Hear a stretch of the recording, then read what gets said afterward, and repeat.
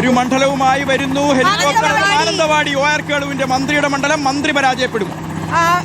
ഈ തദ്ദേശ തെരഞ്ഞെടുപ്പിലെ കണക്ക് ഇന്നലെ നമ്മൾ നോക്കിയപ്പോൾ തീർച്ചയായും 3 മണ്ഡലങ്ങളും UDF പിടിക്കുമെന്നാണ്. അപ്പോൾ OR കേളു വീഴുമോ? എന്തായാലും വിജയൻ ജയിക്കുമോ?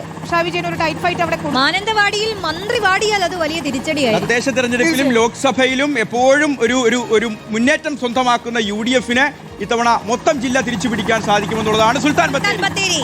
ആര്? IC ബാലകൃഷ്ണൻ വലിയ മാറ്റം ഉണ്ടാകുമെന്ന് നമുക്ക് ജയിച്ചാൽ മന്ത്രിയാണ്.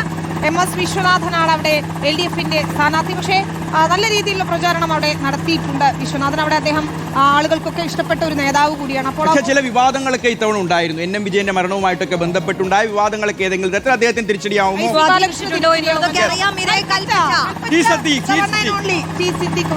വീക്കെൻഡിൽ അവിടെ നല്ല മത്സരം കൊടുത്തിട്ടുണ്ട്. പക്ഷേ സിദ്ദിഖ് തന്നെ ആയിരിക്കുമല്ലേ നമ്മൾ ഈ ഘട്ടത്തിൽ പ്രവചിക്കുന്നത് ശരിയല്ല. എന്നാലും ജയിച്ചാൽ നേരത്തെ പറഞ്ഞ പോലെ തന്നെ മന്ത്രിയാവാൻ സാധ്യതയുള്ള UDF കൂടി വിജയിച്ചാൽ ഇത്തവണ വയനാട്ടിലെ ഏറ്റവും വലിയ ചർച്ചാ വിഷയം അത് ചൂരന്മല മുണ്ടക്കൈ ദുരന്തവുമായി ബന്ധപ്പെട്ട സ്വാധീനിച്ചിട്ടുണ്ടോ എന്നുള്ളത് കണ്ടറിയാം. അങ്ങനെയാണെങ്കിൽ അത് ഏത് മുന്നണിക്ക് തിരിച്ചടിയാവും എന്നുള്ളതും വലിയ. ദീപക് മോഹൻ ഉണ്ട്. Deepak, very good morning. കൂത്തുവാരുമോ? 3 മണ്ഡലമാണ്, 3ഉം പിടിക്കുമോ UDF എന്നാണ് ഇന്നലെ നമ്മൾ ഇതേ ചോദ്യം ചോദിച്ചപ്പോ വലിയ കോൺഫിഡൻസിലായിരുന്നു ദീപക് മോഹൻ ഉള്ളത്. എന്താണ് അവിടുത്തെ ഒരു ചിത്രം? വയനാട് ഉണർന്നോ? വെരി ഗുഡ് മോർണിംഗ് വിനീത, ഷിഹാസ, റോഷ്നി. വയനാട്ടിനെ സംബന്ധിച്ചിടത്തോളം ഒരു UDF-ന്റെ കോട്ടയായിരുന്നു മുൻകാലങ്ങളിലൊക്കെ. പക്ഷേ ഇടയ്ക്ക് അത് മാറി മറിയുന്ന ദൃശ്യങ്ങളൊക്കെ കണ്ടു. മാനന്തവാടി 2 തവണയായി OR കേളുവാണ് LDF പിടിച്ചെടുത്തത്. ഒരു തവണ MLA ആയി, രണ്ടാമത്തെ തവണ അദ്ദേഹം തദ്ദേശ ആദിവാസി പിന്നോക്ക ക്ഷേമ വകുപ്പ് മന്ത്രിയൊക്കെയായി. ഇത്തവണ വയനാട്ടിൽ 3 മണ്ഡലങ്ങൾ, അതായത് നേരത്തെ നിങ്ങൾ സൂചിപ്പിച്ചതുപോലെ തന്നെ കൽപ്പറ്റ, ബത്തേരി, മാനന്തവാടി എന്നീ 3 ഇടങ്ങളിലും ശക്തമായ പോരാട്ടമാണ്. അതിൽ മാനന്തവാടിയിലാണ് പ്രവചനാതീതമായ രീതിയിലേക്ക് കാര്യങ്ങൾ എത്തിയിട്ടുള്ളത്. മന്ത്രി മണ്ഡലത്തിൽ, അതായത് കേളുവിന്റെ മണ്ഡലം തിരികെ പിടിക്കും എന്നുള്ളൊരു ഉറച്ച ആത്മവിശ്വാസത്തിലാണ് UDF.